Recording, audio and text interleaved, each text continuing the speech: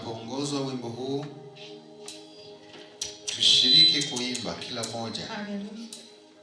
Na muabudishaji andaa wimbo, tuabudishe wote, tuabudu wote, tuabudu, na hapo tuende kuomba kwa ajili ya neno. Sema nami, sema nami, useme na moyo wangu Bwana. Sema nami, sema nami, useme na moyo wangu Bwana. Sema nami, sema nami, sema nami, useme na moyo wangu Bwana. Yesu, sema nami, sema nami, siku ya leo, sema nami, useme na moyo wangu Bwana. Sema nami, sema nami, useme na moyo wangu Bwana. Sema nami, sema nami, Yesu, useme na moyo wangu Bwana. Sema nami, sema nami, siku ya leo, sema nami, useme na moyo wangu Bwana. Bwana ukisema. Ni wakati mwingine tena mtumishi wako anakuja ili anene neno lako. Bado tunahitaji Bwana, bado tunahitaji Mfalme, kulishwa na wewe, kuelekezwa na wewe. Tuko mbele zako Mungu, kila mmoja mmoja Bwana, mioyo yetu inaendelea kukuhitaji Bwana. Utimize kusudi lako Bwana katikati yetu. Wewe unajua moyo wa kila mmoja, unajua hitaji la kila mmoja Bwana, unajua uwepo wa kila mmoja mahali hapa.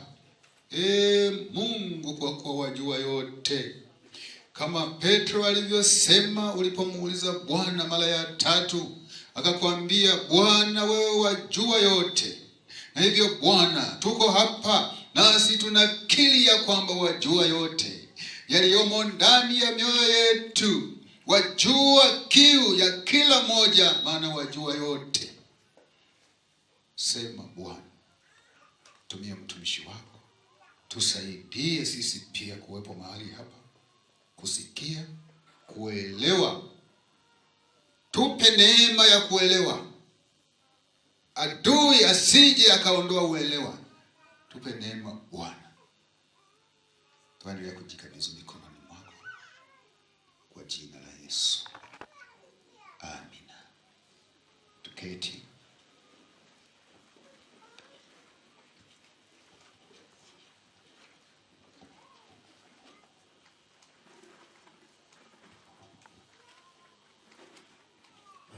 Baba Askofu,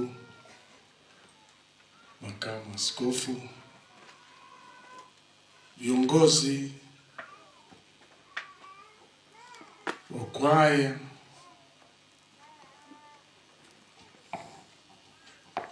wake za wachungaji, waimbaji wote, napenda kumshukuru Mungu kwa neema hii kubwa ambayo amenipa mbele yenu kwa muda wa siku hizi tulizokuwa pamoja kusema neno lake Hili ndilo kusudi la Mungu ambalo ametuitia. Mimi nishukuru kwa sababu ninyi mmevumiliana nami katika kila neno nililotamka, nililojaliwa kulisema. Niseme kwamba yule aliyewapa maono ya kwamba mnaweza kuniita tuje kusema neno la Mungu mbele yenu, Mungu wa mbinguni awabariki sana. Ninashukuru kwa sababu neema yake iko kwetu sisi sote. Mchana wa leo naomba nizungumze na wewe kutoka katika kitabu cha Isaya, lakini tunaanza kitabu cha Waebrania. Kitabu cha Waebrania ndicho kitatupeleka katika kitabu cha Isaya. Waebrania sura ile ya 12 mstari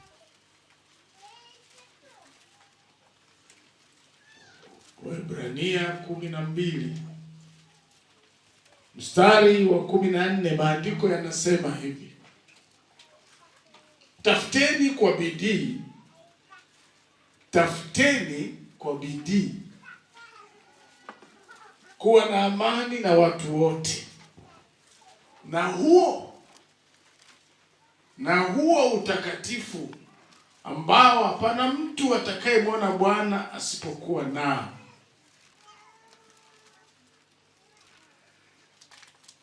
Nataka niangalie na ninyi leo, tuongee habari ya njia ya utakatifu. Maandiko yanasema pale kwamba tafuteni kwa bidii, sio kwa unyonge, sio kwa uvivu, kwa bidii kuwa na amani na watu wote. Maana yake ukiwa na amani na watu wote, ukitafuta kuwa na amani na watu wote, alafu ukisha kuwa na amani, anasema na huo utakatifu. Kisha kuwa na amani na mke wako na mume wako na ndugu yako na jirani yako, na huo utakatifu ambao hapana mtu atakayemwona Mungu asipokuwa na huo utakatifu. Bwana Yesu asifiwe sana. Tunataka kuzungumza njia ya utakatifu, na huo utakatifu ambaye hakuna atakayemwona Bwana asipokuwa nao. Sasa tuangalie njia ya utakatifu unapatikana namna gani, ambao bila huo hapana atakayemwona Bwana. Ndio maandiko yanavyosema, tafuteni kuwa na amani kwa bidii, kuwa na amani na watu wote, na huo utakatifu ambao usipokuwa na huo hauwezi kumwona Bwana. Haleluya, haleluya, watu wa Mungu. Na huo utakatifu ambao kama huna huo huwezi kumwona Bwana. Isaya 35 mstari wa 8. Tuangalie njia ya utakatifu.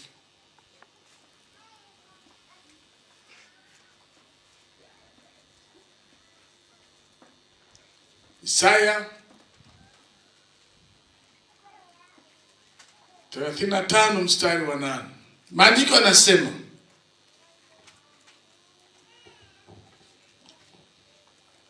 na hapo patakuwa na njia kuu na njia, nayo itaitwa njia ya utakatifu.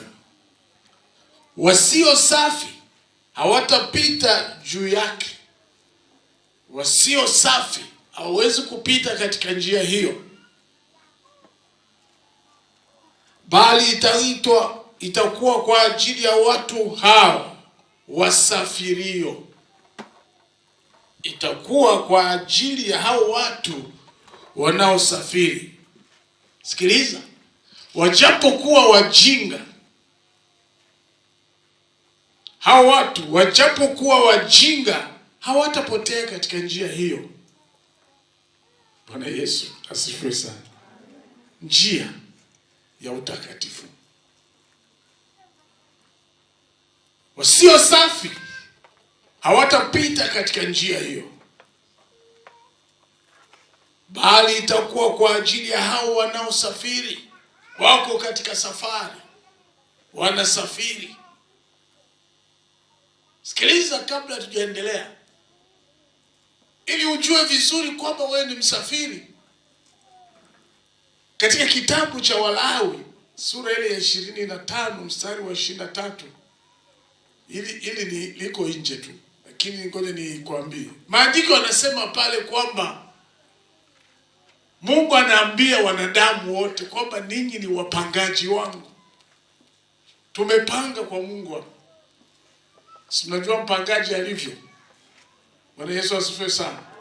Mpangaji huwa kila siku anaangalia bosi wake wa nyumba anasema nini. Mwenye nyumba akiamka vibaya, asema mzee, Mama Mzoba, leo hukulipa, una miezi 3 hujalipa, kwa hiyo naomba utoke. Utamwambia kwamba unajua unisamee miezi, asema mama, nasema hivi, toka. Kumbe sisi tumepanga kwa Mungu hapa. Ndio maana akikwambia leo, hey, sisi ni wasafiri. Lakini ipo njia ambayo ni ya utakatifu. Watu wajapo kuita mjinga katika hiyo njia, hautapotea, kwa sababu ni njia ya utakatifu. Isaya aliona na anatuambia. Isaya maana yake ni wokovu wa Bwana. Jina Isaya maana yake wokovu wa Bwana. Ni nabii, anaitwa nabii mkuu kwa sababu unabii wake ni mpana sana. Wengine wanasema kitabu cha Isaya ni Biblia ndogo, kwa sababu Biblia ina vitabu 66 na unabii wa Isaya una sura 66. Kama Biblia ilivyogawanyika katika eneo mbili, Agano la Kale na Agano Jipya, sura 39 za kitabu cha Isaya zinazungumza habari za hukumu, na sura ya 40 mpaka 66 inazungumza habari za wokovu. Bwana Yesu asifiwe sana. Isaya alitabiri mambo mengi makubwa na mengine kabla ya Adamu. Aliyatabiri. Alizungumzia habari za Lucifer alivyotupwa kutoka mbinguni, na mambo ambayo yatatokea baada yake. Kwa mfano, kuzaliwa kwa Yesu. Zaidi ya miaka 700 baada ya Isaya, Yesu amezaliwa, lakini Isaya alitabiri habari za Yesu. Isaya ametabiri habari za nyakati zetu tunazoishi. Na Isaya pia ametabiri habari za miaka 1000 ile itakayokuwa baada ya kanisa kunyakuliwa. Bwana Yesu asifiwe sana. Kitabu hiki ukiangalia kina maswali mengi. Kina maswali 190. Na Mungu ametoa ahadi 120 katika kitabu hiki. Hii ni moja ya ahadi ambayo Mungu ametoa, njia ya utakatifu. Na Isaya alipoambiwa na Mungu atoe unabii huu, alikuwa na makusudi ya kuiambia Israeli, na anatuambia sisi kwamba watu waishi maisha ya utakatifu. Na huwezi kuishi maisha ya utakatifu kama huna amani. Na ndio maana tumeanza kusema kwamba kutafuta amani na watu wote. Ukishapata amani ndio utapata utakatifu. Na tumesoma kwamba hautakuja kwa sababu wewe umeishi tu. Kwanza utafute amani na watu, alafu utakatifu. Hapana atakayemwona Bwana asipokuwa na huo utakatifu. Tunaangalia njia ya utakatifu. Bwana Yesu asifiwe sana. Njia ni nini? Njia ni pito.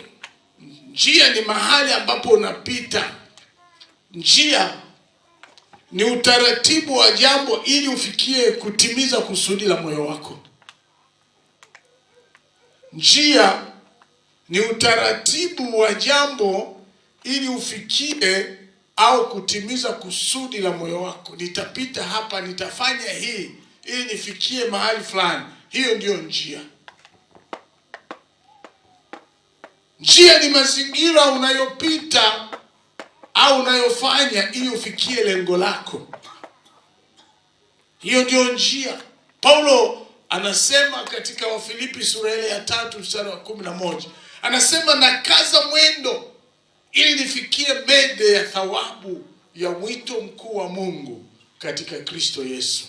Bwana Yesu asifiwe sana. Kwa hiyo hiyo ndio njia. Na utakatifu ni nini? Katika nyaraka nyingi za Paulo anazungumza habari za utakatifu. Utakatifu.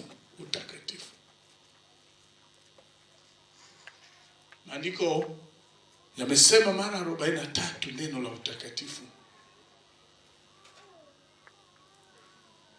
Utakatifu ni hali ya kutokuwa na dosari yoyote katika maisha yako. Kutokuwa na doa. Lakini ili uishi maisha ya utakatifu, ili ufikie utakatifu ambao Biblia inasema ziko njia 3. Mambo matatu ukiyafanya basi umefika maisha ya utakatifu. Jambo la kwanza, kuweka utofauti kati ya uchafu na usafi.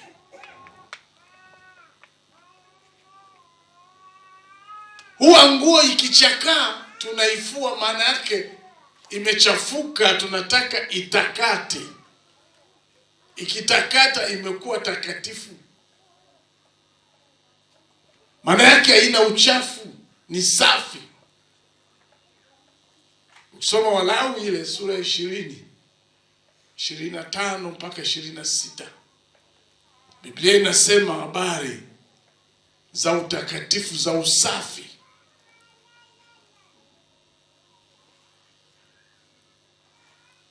Na njia ya pili ya maisha matakatifu ni kuweka nafsi yako safi bila kuinajisi. Sikiliza, tunanajisi nafsi zetu kwa mambo mengi sana. Tunanajisi nafsi zetu kwa kuangalia, kwa kusikia, kwa kuonja, kwa kuona, kwa kugusa. Njia ile milango 5 ya mwili wakati mwingine inanajisi nafsi zetu. Sikiliza, mtu anachukua muda wa masaa 3 yuko kwenye TikTok mpaka MB zinaisha, yuko kwenye TikTok anaangalia machafu mengine, ngono kwenye simu. Unachafua nafsi yako.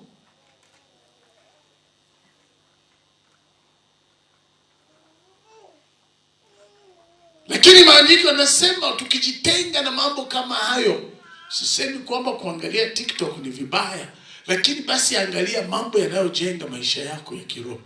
Bwana Yesu asifiwe sana. Nikaambia watu wengine kanisani siku moja kwamba unajua tunaabudu sanamu bila kujua. Bwana Yesu atusaidie sana. Tunaabudu sanamu bila kujua, na tunajua tunafanya tu. Tuko mbele za Bwana. Jamani, Bwana Yesu asifiwe sana. hivi tulivyo tuko mbele za Mungu aliye hai. Lakini mtu anakuita kwenye simu, unatoka mbele za Bwana, unamwambia Mungu po kidogo, unachukua simu unatoka pole, tena unakuwa unyenyekevu, unatoka unamwambia Mungu niache kwanza nimsikilize huyu, unaenda nje. Kufika nje, habari salama, nilikuwa nakusalimu tu. Aya, umetoka mbele za Bwana kumsikiliza mtu anayekusalimu tu. Bwana Yesu atusaidie sana. Unanajisi nafsi yako, unaitoa mbele za uwepo wa Mungu, unakwenda kufanya mambo ambayo hayampi Mungu tukufu kusikia.